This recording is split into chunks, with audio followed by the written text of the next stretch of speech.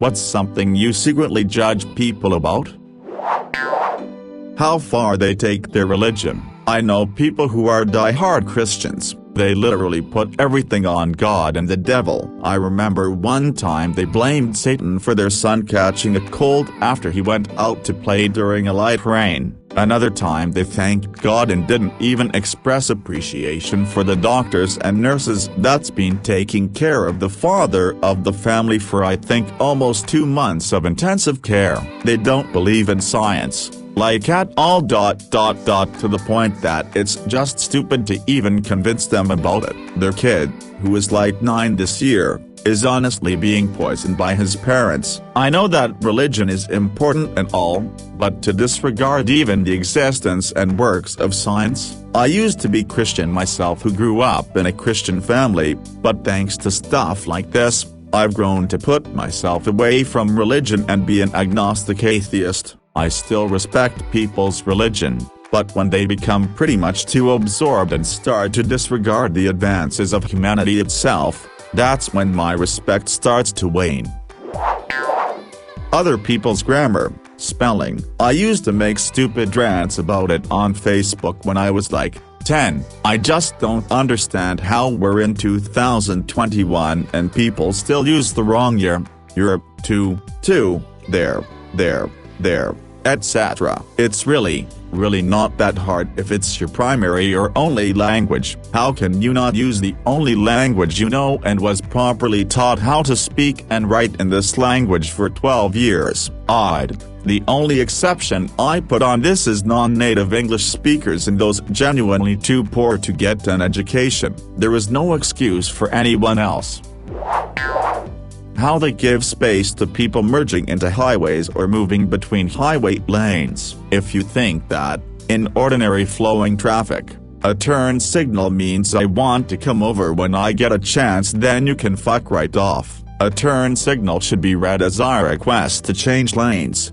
So just let off the gas a little or tape your brake to give room to someone running out of space on the ramp or when someone needs to come over to get to an exit. And give room to large trucks. They need something like 100 feet of empty space to change lanes. Don't use the space in front of a truck to change lanes either because they have to have a long empty space in front to stop. Cars jumping in there makes them slow down even more and tie up traffic. Trucks deliver all the shit you buy and most of the food you eat. So don't make it difficult on the drivers. People who pressure or encourage excessive drinking, or mock others for not wanting to get shit-faced. Was at an ex-friend's place and her dad, brother and other adult family members were pushing a 14-16-year-old to drink, then drink more and more. I was only 17 at the time and tried to get them to stop. They just got mad at me for not being plastered. Just trashy bogans. If you need your friends and family to be blackout drunk to spend time together, you're probably shit people. How they treat the supposedly most important people in their life. Like, I get it, marriage, being a parent, whatever is hard. But, dude, that's a lifelong dedication you asked for, and there's no way you didn't know it was gonna be this hard. If you can't muster up the energy to work for those things, or worse, you actively abuse those people, that's your own fault. Edit. Fuck, this got me thinking about this, and I need to add, tough guys who complain about the pussification of this generation and define themselves entirely by how they think they're more of a man because they follow a stereotypical example, and if you don't, you must be less of a man than them. Bro, you're not hiding it, you're compensating for your insecurity. It's pathetic. Get help. Whitewashing. Blackwashing characters and or drawing them unnecessarily muscular, sexy. Like just tuck. If this character has a flat chest, don't give them large boobs. And if that character has dark skin, draw them with dark skin. It's really not that hard. Not being able to draw it isn't an excuse. If you don't have the right markers, just don't color it. I've seen this a lot in the sky. Children of the light community, especially the whitewashing part. I just hate seeing it. Sky kids have black or gray skin. Draw them with black or gray skin, and don't you dare give them boobs or make them extremely muscular. They're kids. Okay, I'm done. Sorry. Have a nice day XD. Letting their cats walk, sit on tables and countertops. I totally get not being able to stop them when you're not looking or not in the room. We had some cats growing up and they'd get on the counter and we'd mostly shoo them away. The thought of them on counters didn't haunt me as a child, but I'm an adult now. Animals stay off my eating surfaces. If someone has cats, I always cringe when we're just chilling in the kitchen and the cat hops up, fresh out of the litter box, and rubs its ass on the counters. I always pause and politely wait for the host to get the cat down. Most of my friends are excellent and get them down and then clean the counters, tables before we eat or cook on them. The ones that don't, I'm judging the hell out of you and I'm not eating anything you cooked at home. Yuck. Their online social activism, who they date, who they vote for. I'm great at holding my tongue, but I will judge the absolute shit out of you if you're constantly posting up memes about stupid causes on your social media. Nothing you could ever do will convince me that you're an uninformed person faster than posting up reactionary social justice memes, short of outright admitting that you know nothing about the situation, which I would actually respect. Especially true if you're posting shit that I know goes against what the organization actually stands for, which I know because I researched the hell out of all these organizations. I will also judge you for who you date. Yes, it's a statement about your sense of self-worth, and a great indication of your character, who you vote for. Look, I don't care if we disagree politically, but if I ever hear the words "if I'd known that X candidate supported Y, I never would have voted for them," then I firmly believe you should lose your voting privileges. All you had to do was go to the fucking person's website. If you can't do that minimal amount of research, I don't want your votes counteracting mine.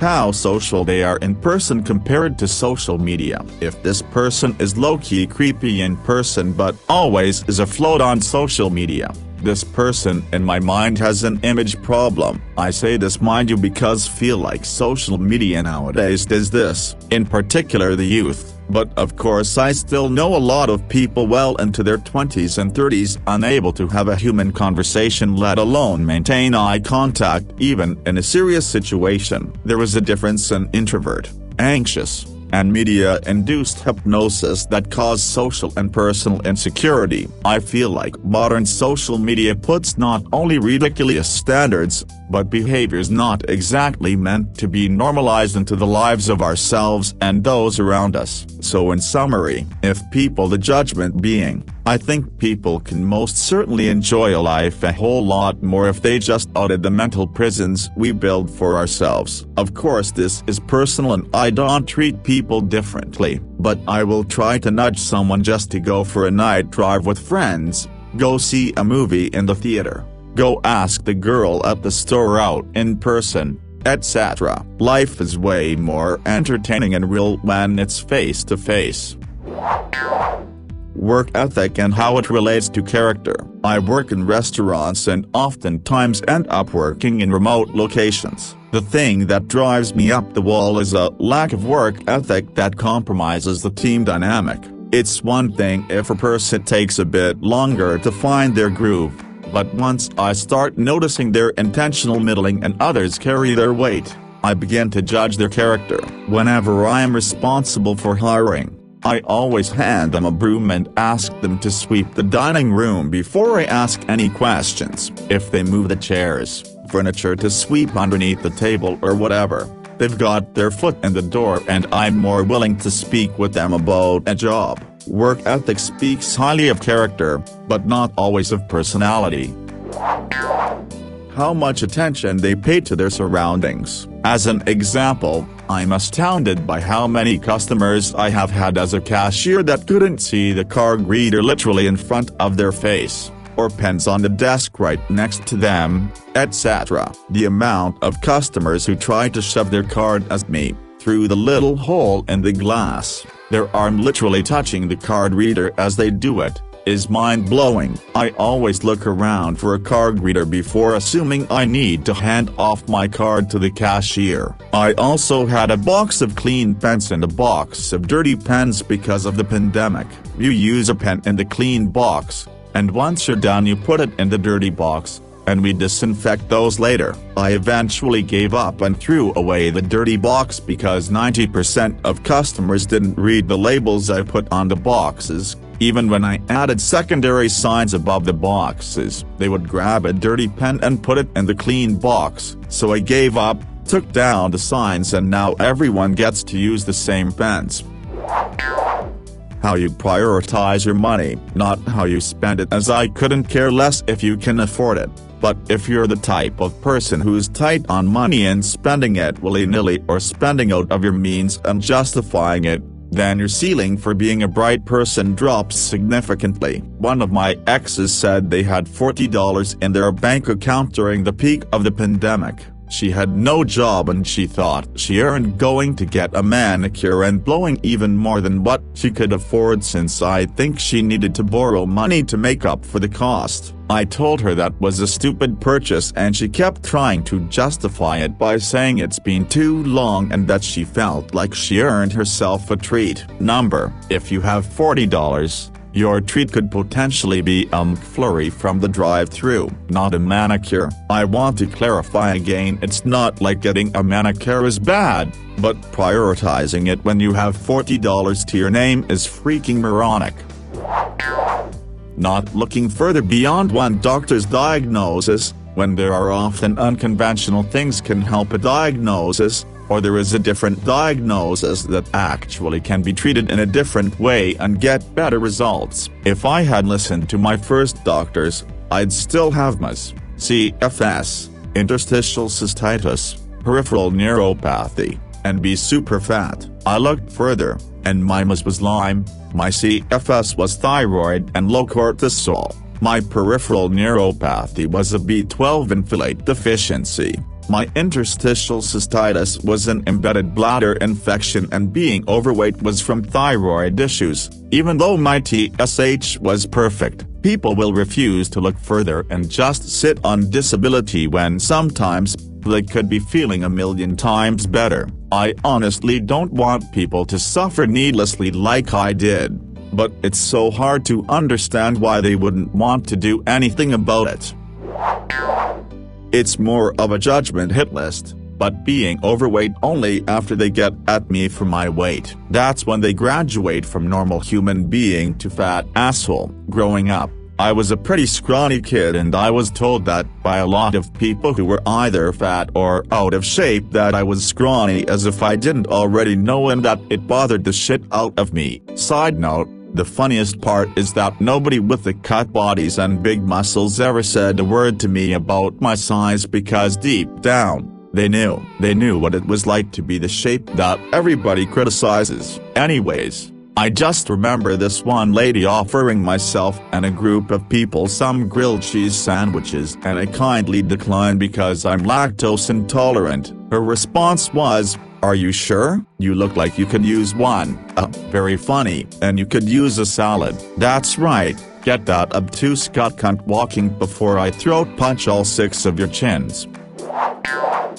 Hygiene. I know that we sometimes throughout the day get a little sweaty, dirty, spill something on ourselves or whatever. It's not that kind of hygiene, but it's the being absolutely disgusting and not even realizing. I know people most likely have poor hygiene because of mental issues, and I recognize that this is something I have to work on. I have some mental illness myself, and I know sometimes you just can't do it, and I also know I often react to this more often on overweight people. I understand one might get more tired, and more sweaty, when carrying around lots of extra weight. My judgment is very secret, and I would never ever let anyone feel bad for it. But take a shower, wear a deodorant, wash your clothes, brush your teeth, like holy hell.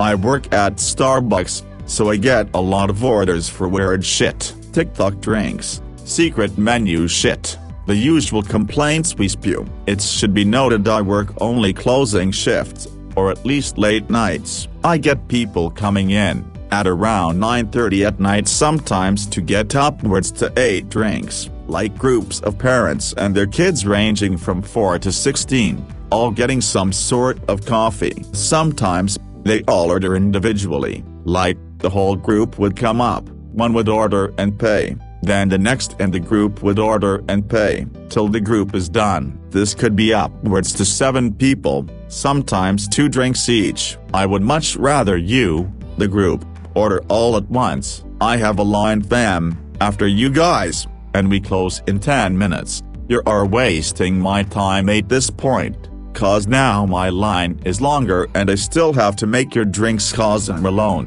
FCKU, I hate you. Or sometimes, I get some ridiculous ass drinks. You know that drink that blew up on Twitter for being complicated? Some guy came in and actually fucking ordered it in the middle of our busiest hour. I rung him up. That was a solid $16 plus. TikTok makes me want to hang myself. Everything's ungodly sweet. It's literal diabetes, and when you take a sip and complain it's too sweet, that's on you, honey. Leave me alone, I warrant you. That lady who got mad at me that milk has sugar in it. Ma'am, everything has sugar in it, even if it's a leaf. It's got sugar. She complained to my boss, and I almost got in trouble. Guy last night, who told me that regular white sugar is salty and nastiest SHT on earth. Give me what I want, buddy, it's still sugar. Question mark. How is raw sugar sweet what normal sugar is salty? Question mark. You okay? No need to threaten me and my coworker over sugar. All the things my mom told me people would judge about me: unkempt fingernails, toenails, unplucked eyebrows, visible panty line. But then I remembered that no one gives a shit, and so I don't either, and I push back when my mom makes a comment about something like that, whether it's about me or someone else. It's a tough habit to break, though, even though my experience has borne out that no one actually cares about those things, even in supposedly formal environments like job interviews. Have been hired multiple times with grey roots and unmanicured nails. I just have to remind myself that it's stupid and pointless to judge people on their appearance when that's such a small part of who people are. When they have badly behaving dogs that jump on you, bark at everything, lick your hands, legs, etc. Training a dog is hard work and requires knowledge, dedication and commitment from the pet parent. If you don't do this, I secretly believe you have a pet for vanity. Was at a party last night and a friend brought her mini dog. The dog was miserable and it showed, yapping at everyone, grabbing food off coffee tables and people's laps. She just chalked it up to being a dog. No, that poor dog needs boundaries, otherwise people won't want it around. Train your dog or you're lazy and vain. Whenever someone asks a question on Reddit or any other web forum and the question is incredibly easy to answer with the simple Google search, as in, the exact answer they're looking for is in the first 3 results that show up, I feel like judging them for it makes me an asshole. But it's like they don't understand that they can actually find an answer by themselves much faster than making a post and having to wait for someone else to comment with an answer. These posts are very rare, though. I think I just get annoyed when someone appears to be overly reliant on other people helping them and don't even try to help themselves first. Sometimes I see posts that are similar but where they actually state that they tried doing a Google search but didn't find anything, and I don't get annoyed or judge them, because at least they tried to find information by themselves first. The way they smell. I've come to realize it can say a lot about a person. I'm never mean about it, or even comment on it. Most of the time it's not worth noting. But if someone walks by and I can smell their B.O, and they're not in workout clothing, I start to wonder why they don't take personal hygiene seriously. Same goes for strong perfume, cologne. First thought that comes to my head, what are they trying to cover up? Used to work for police years ago, and strong perfumes scents usually meant they were covering up weed smell, and if someone stinks of animal feces, urine, then I definitely do not ever want to go to their house. As just a few examples, it's never an end-all be-all judgment, but it is one of those first impression things that I notice a lot.